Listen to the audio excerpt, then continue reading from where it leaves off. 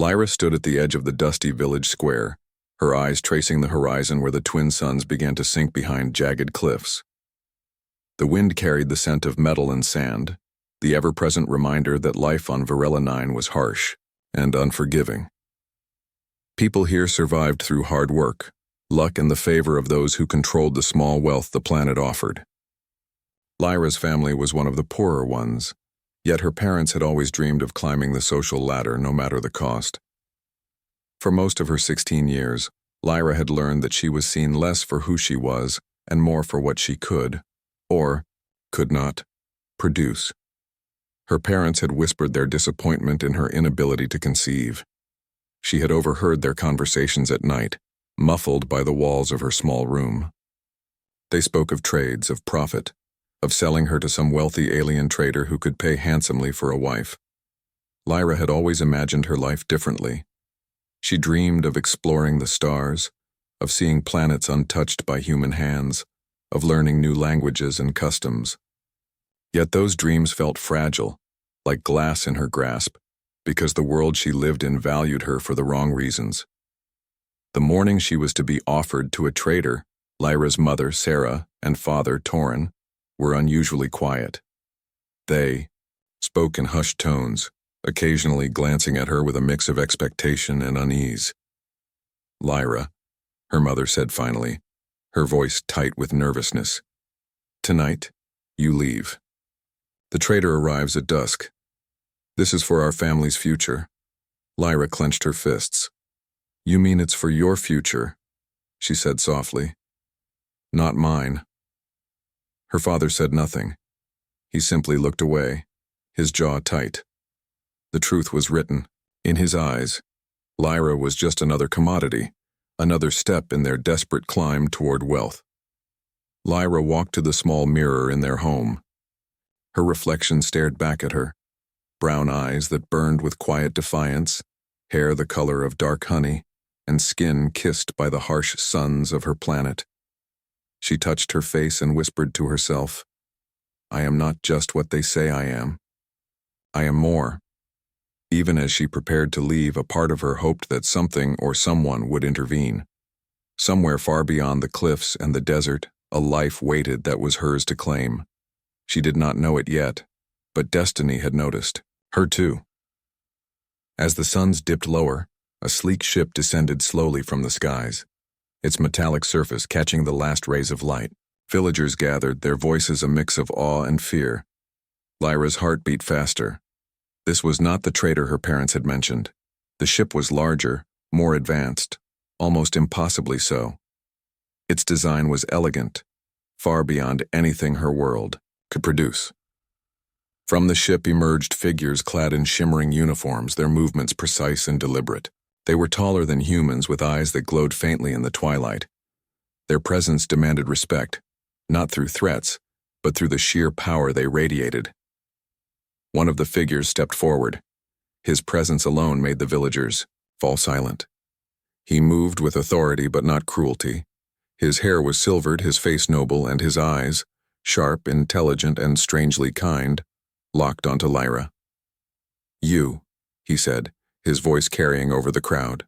"Come forward." Lyra froze. She had expected traders, merchants, or perhaps a distant noble. But this was different. There was something in his gaze, a recognition that made her stomach twist with both fear and curiosity. Her parents stiffened, fear mingling with surprise. Torin muttered under his breath, "Who is he?" Sarah's hand shook as she clutched her husband's arm. "I don't know," she whispered.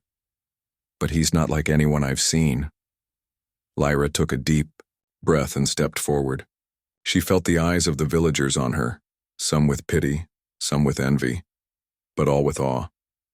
The figure's gaze never wavered. He studied her for a long moment, then nodded. "You have spirit," he said, almost to himself. "You are not defined by what others expect of you." Lyra's heart leapt. No one had ever said anything like that to her, not her parents, not her teachers, not anyone. For the first time, she felt seen, truly seen. her mother's face twisted with fear and anger. "He's just a stranger. Lyra, come back, don't listen to him." But Lyra did not move backward. There was a fire inside her, a sudden certainty that this moment was the beginning of a new life. "I will go," she said softly, looking at her parents one last time. "But not because you said so. I am choosing this."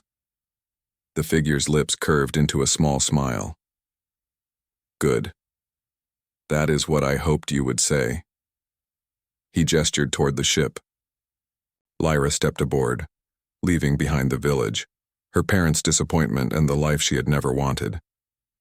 The interior of the ship was vast, filled with light and strange technology that hummed with energy. The floors glowed softly, and walls displayed moving images of stars, planets, and worlds beyond comprehension. Lyra's eyes widened. This is incredible," she breathed. The figure beside her, who introduced himself as Kyle, nodded. "This is but a small glimpse of what lies beyond your world. You are here not because of what you lack, but because of what you can offer. Strength, courage, and a mind that thinks differently. That is what I seek." Lyra listened, her heart pounding. She could hardly believe what she was hearing. Not once had anyone valued her for her intelligence or bravery. Not once had anyone seen beyond what society dictated. Kale led her to a chamber, filled with strange devices and holographic displays. "Here you will learn," he said. "You will be tested, guided, and observed. And if you succeed, you will become part of something greater than yourself, something that can shape worlds." Lyra nodded, a sense of purpose filling her chest. For the first time, fear mingled with hope. She was leaving behind a life that had tried to define her, a life that had tried to sell her for profit, and stepping into a future where she might finally be valued. As the ship ascended into the sky, leaving Varela 9 behind, Lyra looked out at her home one last time. She saw the cliffs, the deserts, the tiny figures of her parents waving frantically, and she whispered, "I am more than they ever believed." The ship pierced the atmosphere, cutting through the thin clouds into the vast blackness of space. Stars stretched endlessly in every direction, each one a promise, a possibility, a new path to walk. Lyra felt a thrill she had never known before. She was leaving the past behind. She was stepping into her own destiny. Hours passed as the ship traveled faster than anything human technology could manage. Kale explained the rules of his world, the values of his people, and the importance of courage, intelligence, and integrity. Lyra listened carefully, absorbing every detail. "You will face trials," Kale said. "Some will test your mind, some your courage, and some your very sense of who you are. But if you remain true to yourself, you will not only survive, you will thrive." Lyra felt a resolve growing inside her. No matter the challenges, no matter the expectations, she would face them with the strength humans were known for: ingenuity, adaptability, and a relentless will to overcome. As sleep overtook her in the quiet hum of the starship, Lyra dreamed of distant worlds, of stars she had never seen, of a life she had never imagined. But one thing was certain: she would never be sold, never be defined by what she could not do, and never be underestimated again. Somewhere in the endless expanse of space, the Alpha King had chosen her, not for what she lacked, but for the fire within. And that fire would light the way for humanity's place among the stars. The ship glided through the void, past glittering star clusters and luminous nebulae, carrying Lyra further from Varela 9 than she had ever imagined. The twin suns of her home planet were now tiny sparks behind her. She felt a mixture of awe and fear. Every flicker of light outside reminded her that she was leaving behind everything familiar, everything that had defined her, including the people who had tried to sell her. Kale stood beside her, silent and observant, watching her reactions to the vastness of space. Finally he spoke, his voice calm but firm. "You have come far, Lyra, but this is only the beginning. What lies ahead will determine not just who you are, but how humanity is seen in the stars." Lyra nodded, feeling the weight of his words. "I understand," she said. "I want to learn. I want to prove that I am more than what people think." Kale's eyes softened slightly. Good. That is why I chose you. Not for your birth, not for what your world calls your failure, but for the spirit you carry. Few have the courage to step into the unknown willingly. Lyra felt a warmth in her chest. For the first time in her life, someone truly saw her, not as a commodity, not as a disappointment, but as a person with value. Hours later, the ship began its descent toward a planet unlike any Lyra had seen before. Its surface shimmered with technology, buildings taller than mountains connected by streams of glowing pathways that pulsed like veins. Ships of every shape and size flew through the skies, moving with purpose and precision. This is your new world, Kale said as the ship touched down on a landing platform. Welcome to Veyara, the capital of my system. Lyra stepped out of the ship, her eyes wide with wonder. The air smelled faintly of ozone and something sweet, a scent she could not name. The citizens of Veyara were unlike anything she had imagined, tall, elegant, with eyes that gleamed in colors she had never seen.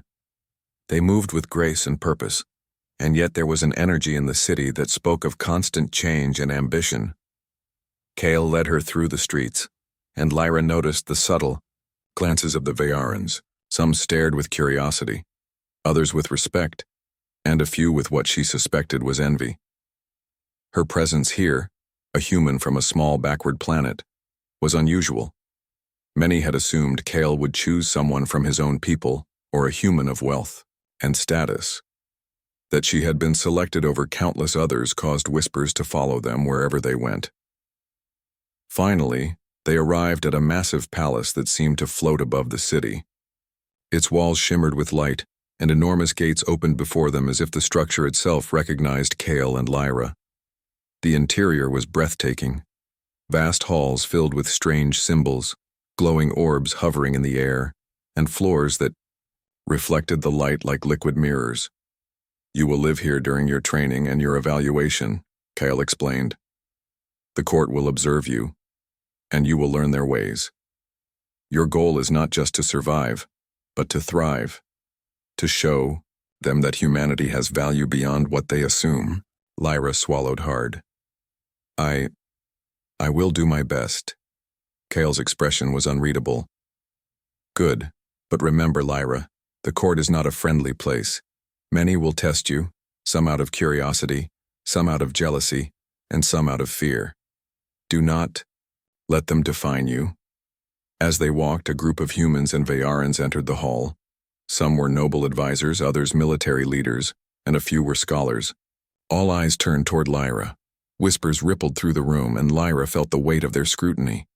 She realized that being chosen by Kyle made her both privileged and a target. One of the Veyaran advisors, tall and thin with hair that gleamed silver, stepped forward. Kale, is this human your choice? He asked, his tone polite but sharp. Kale nodded. Yes, she carries the qualities I value most: intelligence, courage, and adaptability. She is not here because of status, but because of merit. Desma, advisor's eyes narrowed slightly. We shall see if the human truly rises to the challenge. Some of your species are fragile. Lyra felt a spark of anger but forced herself to remain calm. She would not give them the satisfaction of seeing her falter. She straightened her back and met the advisor's gaze. I may be human, but I have survived far harsher worlds than this. I am ready to learn. Kyle's eyes softened in approval. Well said. Your spirit speaks for you.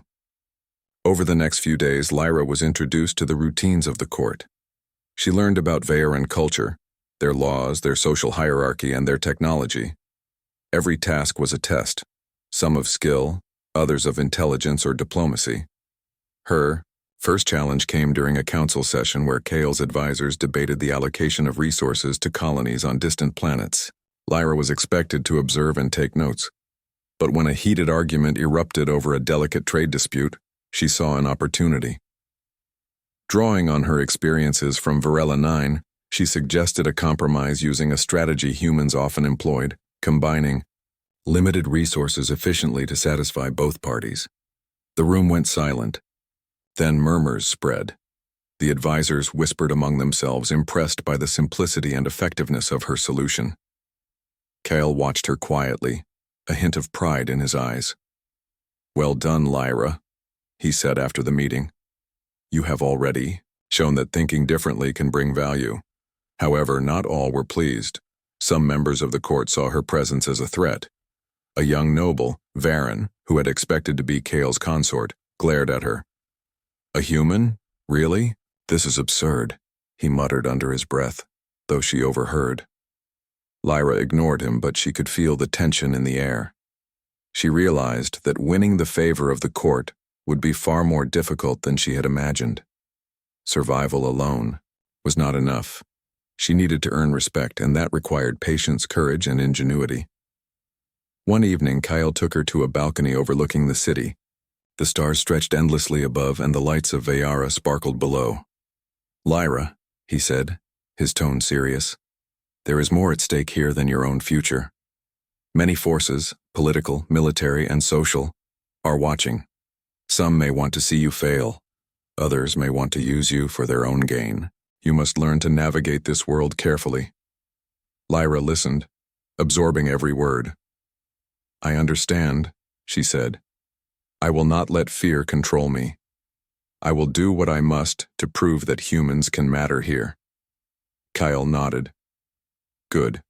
Courage and wisdom are rarer than strength. You already possess both, but you will need to refine them." Her training intensified in the following weeks. She studied alien languages, learned to operate advanced technology, and practiced diplomacy. Every day brought new challenges. Some advisors attempted to trip her with complex questions or subtle traps. Others tried to belittle her, reminding her that she came from a small, backward planet. But Lyra persisted. She applied the same determination that had kept her alive on Varela 9. Every mistake became a lesson, every insult a motivation to prove herself. Slowly, she began to win allies among the court. The ones who valued intelligence and courage recognized her potential and offered guidance and mentorship. During one particularly difficult session, the court simulated a crisis. A distant colony, threatened by hostile forces. Lyra was asked to propose a solution. Drawing on her human experience with improvisation and limited resources, she suggested a plan that combined careful reconnaissance with clever diversion tactics. The Veyarans were astonished. Even Kale, who rarely showed emotion, allowed a small smile across his face. "You think like a human," he said quietly afterward, "and that thinking may save more lives than any conventional method." Lyra felt a surge of pride. For the first time, she realized that being human was not a weakness. It was a strength. Her adaptability, ingenuity, and determination could influence worlds, and she was determined to make the most of it. Yet she also knew that her journey had only just begun. The court's favor was fragile, and rival factions were already plotting. Lyra had to learn not only to think and act, but also to anticipate the moves of those who sought to undermine her. As she stood in her chamber that night, looking out at the glowing city below, she felt a mix of excitement and resolve. The Alpha King had chosen her not for her body, but for her spirit, and she would not let him, or herself, down. She whispered softly to the stars, "I will show you what humans can do. I will survive. I will thrive. And I will prove that even someone from a small, forgotten world can matter among the stars." The morning sun on Veyara spilled golden light across the palace, illuminating its shimmering walls and glowing pathways. Lyra awoke to a new day filled with challenges, for the court did not rest, and neither could she. Her lessons and observations had prepared her for much, but she soon discovered that knowledge alone could not protect her from the subtle dangers of Kale's world. Her first test of the day came in the form of a council meeting. The advisors gathered in the grand hall, their faces sharp and eyes filled with quiet calculation.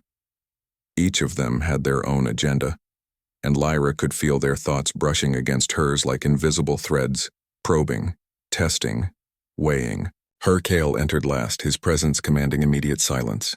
"Today," he said, "we discuss the upcoming negotiations with the Helleran cluster. We must find a solution that benefits all parties without sacrificing our values. Lyra studied the holographic displays that flickered in the air, showing star systems, fleets, and economic projections. The problem was complex, far more intricate than anything she had seen on Virella 9. Yet she felt a spark of excitement.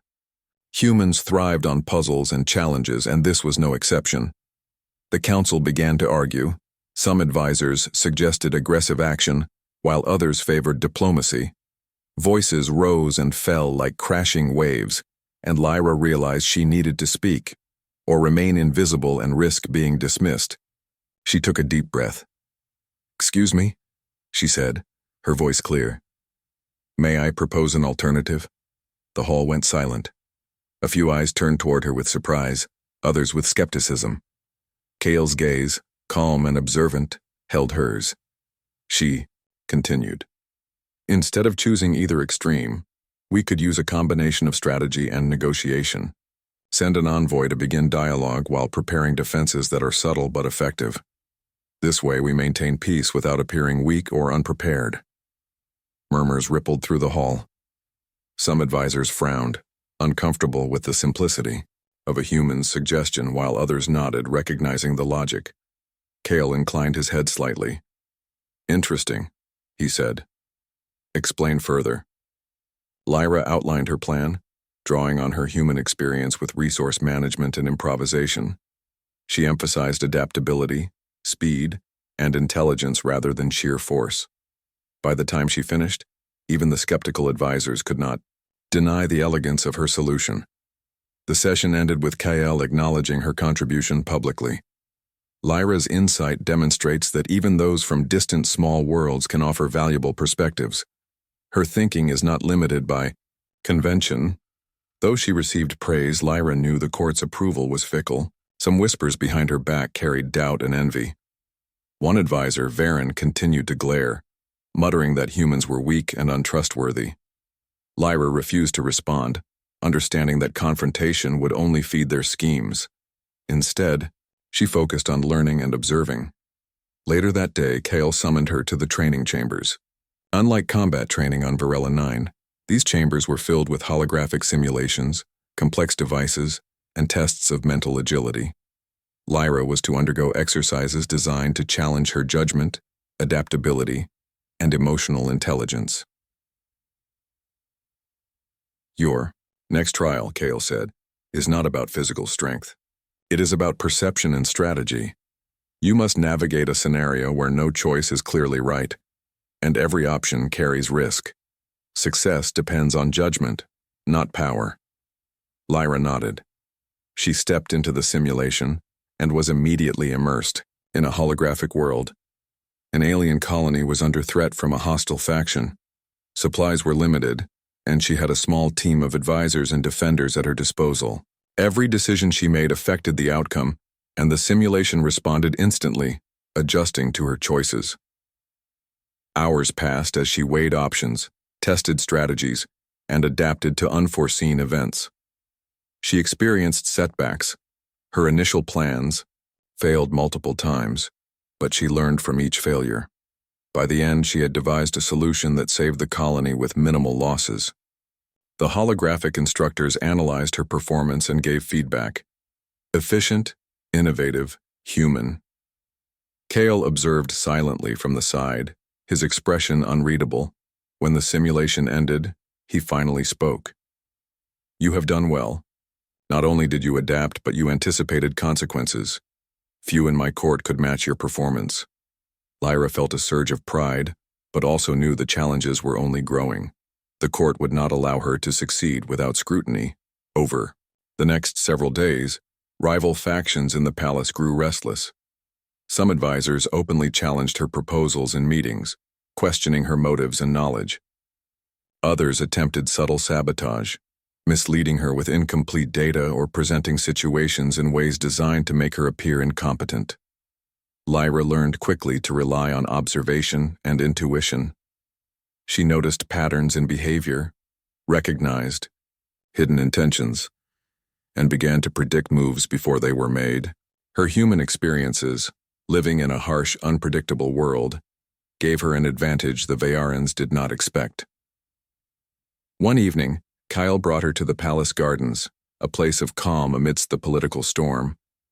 Bioluminescent plants glowed softly, and the scent of alien flowers filled the air.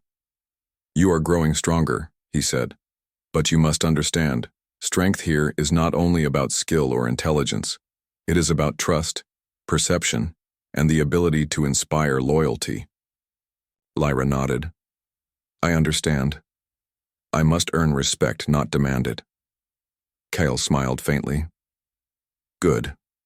Humans often underestimate themselves, but I see the potential you carry. You have already begun to shape how others perceive your species." Her next challenge arrived unexpectedly. A minor revolt broke out in a distant colony within Kyle's system. Rebels had seized control of a key facility, and the council was divided on how to respond. Some advocated an immediate strike, others suggested negotiation. Lyra was called to provide input. Drawing on her human instincts, she proposed a twofold approach: send a small team to secure the most vulnerable assets, while simultaneously opening secret negotiations with the rebels. Her plan emphasized minimal force, intelligence gathering, and compromise where possible. The council debated fiercely. Varen attempted to discredit her by questioning her loyalty to Kale's system. "She comes from a backward planet. Can she truly understand our values?" Lyra remained composed. "I understand enough to value life, fairness, and long-term stability. These are universal principles. Acting with wisdom will benefit everyone." Her calm, reasoned response won over key advisors. The plan was approved, and she personally oversaw its execution. Within days, the rebellion was resolved with minimal bloodshed, and the colony's citizens hailed Kyle's leadership and the human advisor who had helped guide it. Word of Lyra's accomplishments spread quickly through Veyara. Some court members, who had been hostile, began to approach her, seeking guidance and insight. Others, though still skeptical, had no choice but to acknowledge her abilities. Through it all, Kyle remained a steady presence. He challenged her, guided her, and offered advice when needed, but he never intervened directly. "You must learn to navigate this world on your own," he said. "Your success is more valuable if it is earned, not granted." Lyra began to see her human traits in a new light. Her adaptability, resourcefulness, and courage were not just survival tools, they were strengths that could influence worlds. The very qualities her parents had dismissed as irrelevant were now giving her an edge in an advanced alien civilization. One night, as she reviewed the events of the day, Lyra realized she had come far from the frightened girl who had left Varela 9. She was not only surviving but beginning to thrive. Yet she understood that the court was still a place of trials and rivalries, where the smallest misstep could be exploited. She looked out from her chamber window at the glowing city below, the stars stretching endlessly beyond. The enormity of space no longer frightened her. It inspired her. For the first time, she felt truly powerful, not because of physical strength or wealth, but because of her mind, her courage, and her ability to act where others hesitated. Kale's voice echoed in her memory. "Few have the courage to step into the unknown willingly. Few have the strength to thrive when challenged. You are one of them." Lyra whispered to herself, "I will not fail. I will show them the strength of humanity. I will prove that we can matter, even here, even among the stars." And as the twin moons of Veyara rose in the sky, casting silver light across the palace, Lyra felt the stirrings of something greater than herself. She was no longer merely a human from a small, forgotten world. She was a force that could shape destinies, a spark that might ignite change across the galaxy. Somewhere deep in the corridors of the palace, Kale watched her once more, knowing that this human, this small, determined figure, was already beginning to alter the balance of power, not through violence, but through courage, intelligence, and the unbreakable spirit of her kind. The calm of Veyara was shattered one morning by a blaring alarm that echoed through the palace halls.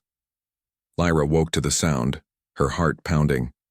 Kyle's advisors moved swiftly, their faces tight with tension, Something was wrong, and Lyra knew, instinctively, that this was no ordinary challenge. Kale appeared at her door, his expression grave. Lyra, an interstellar fleet from the Zyran Collective has entered our system. They are powerful, fast, and aggressive. We must respond immediately. Lyra's pulse quickened. She had studied military strategies, learned diplomacy, and observed the court's operations, but this was different. A real threat loomed and lives were at stake. We need a plan, Kale said, his eyes locking on hers. I want your input. You think differently than most here, and that difference may save us. Lyra nodded. Give me the details, she said, her voice steady despite the fear curling in her stomach. Kale gestured to a holographic display showing the Zyran fleet's trajectory. Their ships were numerous, fast, and heavily armed. Conventional strategies would likely fail. The Council will advise the usual approach, direct engagement, but I want alternatives. Lyra studied the display. She noticed patterns in the fleet's formation and weak points in their supply chain.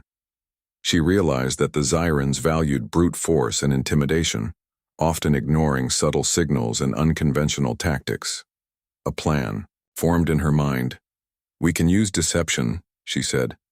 Divide their attention with small, fast squads while we protect key assets. We exploit their overconfidence. If we hit their weak points at the right time, we can neutralize their advantage. Kale raised an eyebrow. Explain your reasoning. Lyra pointed to the fleet's formation. They assume we will confront them head-on. They are confident in their numbers. But if we use smaller, unpredictable attacks to confuse them, we force them into mistakes. We combine that with intelligence from scouts and minimal engagement in areas where we are vulnerable. We can control the flow of battle rather than reacting to it. Kyle's expression softened into a rare smile. This is bold, and it requires precision and trust. Can you lead the operation? Lyra felt a surge of determination. Yes, I will coordinate with your commanders and oversee the plan. The council was skeptical. Many advisors whispered among themselves, questioning her authority and judgment. Baron, still bitter from previous failures, openly challenged her. A human, leading a defense? This is madness. Lyra remained calm. Madness or not, it is our best option. I have studied their patterns, and this plan works if executed correctly. We cannot rely solely on strength. We must rely on strategy. Kyle supported her, standing beside her as she outlined the plan. Slowly, the council agreed to implement it, though some remained hesitant. The preparations began immediately. Lyra coordinated squads, explained tactics, and trained units in new maneuvers that combined human improvisation with Vayaran technology. She worked tirelessly, often staying awake for hours, analyzing data, refining the plan. The day of engagement arrived. The Zyran fleet appeared on the horizon, a dark shadow against the stars. Their ships moved with lethal precision, expecting the defenders to react predictably. Lyra's forces executed her strategy. Small, agile units launched sudden strikes on supply vessels, while decoy ships drew attention elsewhere. Sensors and intelligence reports fed her real-time information. She directed movements with precision, adapting as the enemy adjusted. The Zyrans grew frustrated, unable to predict the defenders' movements. They overextended, leaving gaps in their formation. Lyra recognized the opportunity and ordered a coordinated strike on the weak points. Explosions rippled across the battlefield, and enemy ships began to fall. Kyle watched from the command deck, his expression unreadable. When the last Zyran ship was forced to retreat, he finally spoke. Remarkable, he said. Your strategy saved countless lives today. Humans, indeed, have value beyond measure. The court erupted in astonishment and applause. Those who had doubted her now bowed in respect. Even Varen's scowl had softened, grudgingly acknowledging her brilliance. Lyra's heart raced, not from pride alone, but from the knowledge that she had proved herself and humanity capable of more than anyone had expected. She realized that her ingenuity, adaptability, and courage were not just survival tools. They were assets that could influence entire civilizations. After the battle, Kale called her to the observation deck. Stars streaked by as the Zyran fleet disappeared into the distance. "You have done more than defend my system," Kale said quietly. "You have shown that humans can think beyond convention, adapt, and lead. You have changed how this court, and, perhaps the galaxy, will view your kind." Lyra felt a warmth in her chest. For so long she had been undervalued on Varela 9.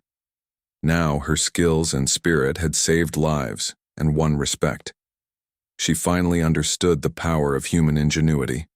Over the next few weeks, her role in the court expanded. Lyra began advising on trade, diplomacy, and defense. Her strategies combined human adaptability with Varan technology, producing results that amazed even seasoned advisors. However, not all was peaceful. Rival factions still plotted, uncomfortable with a human influencing decisions. Lyra learned to navigate these challenges with tact, patience, and observation. She realized that intelligence alone was insufficient. One had to understand people, their motivations, and their fears. During a council session on resource allocation, an advisor attempted to mislead her with incomplete information. Lyra, anticipating the move, questioned the data and discovered the deception. She corrected the plan, ensuring the resources were distributed efficiently. Her quick thinking prevented a potential crisis and further solidified her reputation. Kyle watched quietly, proud of her growth. "You have done more than survive, Lyra. You have thrived. You have shown that humanity's strength lies not in numbers or power, but in mind, heart, and spirit." Lyra smiled, feeling a deep sense of purpose. She had begun as a girl sold by her parents, undervalued and dismissed.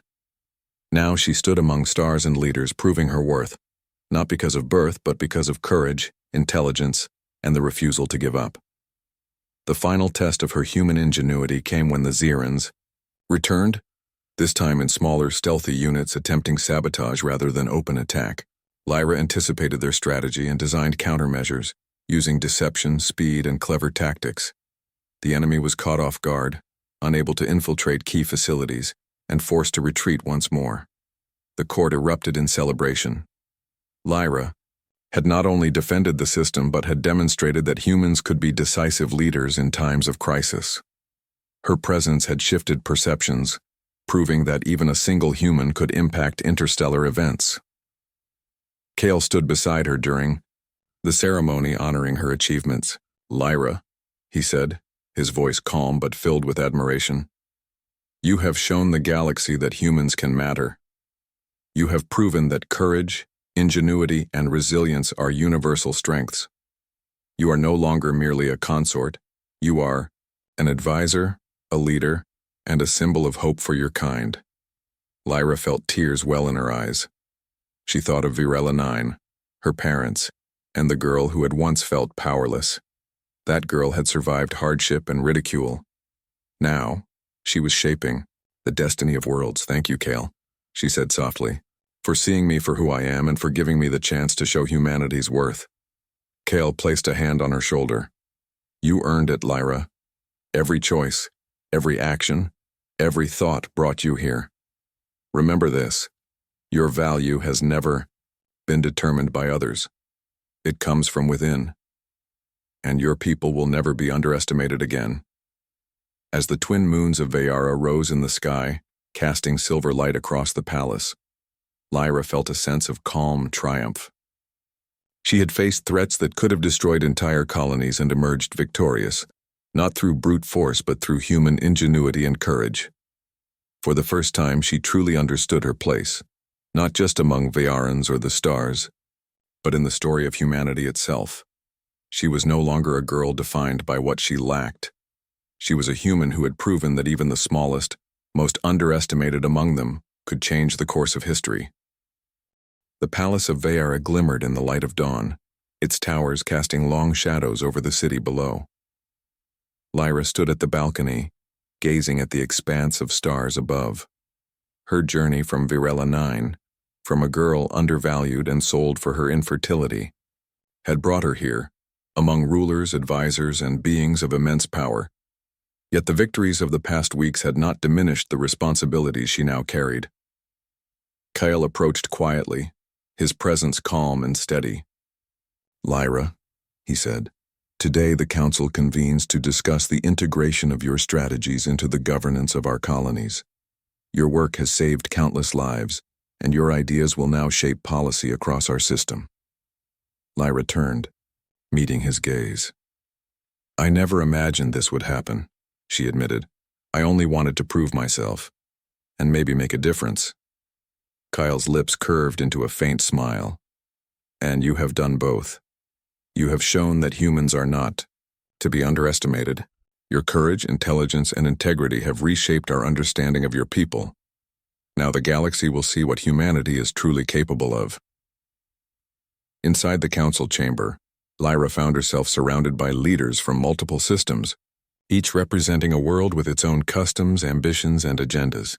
Their eyes were fixed on her, not with skepticism as before, but with curiosity and respect. Even Varen, who had once scorned her, gave a reluctant nod of approval. Kale began the session. "We have faced threats and challenges. Lyra has shown us that unconventional thinking and human ingenuity can turn the tide in our favor. Today, we will discuss how her strategies can be applied to benefit all colonies." Lyra stood and addressed the council. She spoke simply, clearly, and with conviction. She outlined methods to improve resource allocation, strengthen defenses, and foster cooperation among planets with differing needs. She emphasized adaptability, intelligence, and foresight, the very qualities humans had relied on for millennia to survive in harsh worlds. As she spoke, Lyra noticed nods of agreement from various advisors. Questions came, some challenging, others curious, and she answered each with calm precision. Her confidence grew with each exchange, fueled by the recognition she had longed for all her life. When the council adjourned, Kale approached her. "You have not only contributed ideas, Lyra, you have earned trust and respect. The policies you helped design will shape the future for generations. That is a legacy few achieve in a lifetime." Lyra felt a warmth in her chest. For so long, she had been judged worthless, dismissed because of something she could not control. Now she was shaping the destiny of entire systems, her human spirit proving its value. But the story of her past had not been forgotten. One day her parents arrived in Veyara. They had come not with judgment but with humility, seeking reconciliation. Sarah and Torin looked at Lyra, older and wearied by life, but their eyes now held something new, hope and regret. "Lyra," her mother said, voice trembling, we made terrible choices. We thought wealth and status mattered more than you. We see now how wrong we were." Lyra studied them silently, her mind replaying years of pain and rejection. But she also remembered Kale's words, the lessons of courage and integrity, and the victories that had brought her here. "You cannot undo the past," Lyra said softly, "but you can learn from it. And perhaps you can honor it by treating others better, by valuing life, by seeing beyond superficial measures of worth." Her father bowed his head. "We will, Lyra. Thank you for showing us the truth." Lyra turned away, not with anger, but with quiet strength. She realized that forgiveness was a choice she could make, not because they deserved it, but because it freed her. The months that followed brought new challenges. Lyra became a trusted advisor to Kale, guiding diplomacy, technology, and defense initiatives across multiple systems. She introduced ideas that fostered cooperation among diverse civilizations, showing that humans could contribute far beyond their home worlds. Her presence inspired others from humble origins to rise, demonstrating that value came not from birth or status, but from courage, intelligence, and perseverance. Children on Varela 9 and beyond learned her story, seeing hope in the idea that even those underestimated could change the course of history. Lyra also worked to create a council for humans across the galaxy, a platform where their voices could be heard and their talents recognized. She ensured that human colonies were treated with dignity, their contributions valued equally among other civilizations. Yet she never forgot the lessons she had learned on Virella 9, the harsh realities, the judgment, the need to fight for survival. Those experiences gave her perspective, humility, and a grounded approach to leadership. She knew that power without empathy could be dangerous, and she wielded her influence with both strength and care. One evening, Lyra stood with Kale on the observation deck watching ships glide through the skies of Vayara, each one carrying hopes, dreams, and people from countless worlds. "You have changed more than systems, Lyra," Kale said. "You have changed minds. You have proven that humanity's value is not limited to one world, one circumstance, or one ability. You have shown that courage, ingenuity, and integrity are universal languages." Lyra smiled. "I only did what I had to do. I survived once, and I wanted to thrive. I wanted humanity to be seen as more than what others assumed. And I think we have succeeded." Kale nodded. "Indeed. And now, your legacy is not just in policies or strategies. It is in the inspiration you have given, the lives you have saved, and the respect you have earned for your people." Lyra looked out at the horizon, the glow of distant stars reflecting in her eyes. She thought of Virella 9, of the girl who had been sold and underestimated. That girl had become a woman who now influenced worlds, who now stood as proof that humanity could rise above expectations. As the twin moons of Vayara rose in the sky, casting silver light across the palace, Lyra felt a deep sense of fulfillment. She had transformed her life, reshaped perceptions, and created a path for humanity to stand proud among the stars. Her parents had returned home, carrying her example with them, spreading stories of courage and resilience. Advisors who once doubted her became allies, inspired by her insight and ingenuity. And Kale, ever watchful, continued to support and challenge her, knowing that true leaders were never stagnant.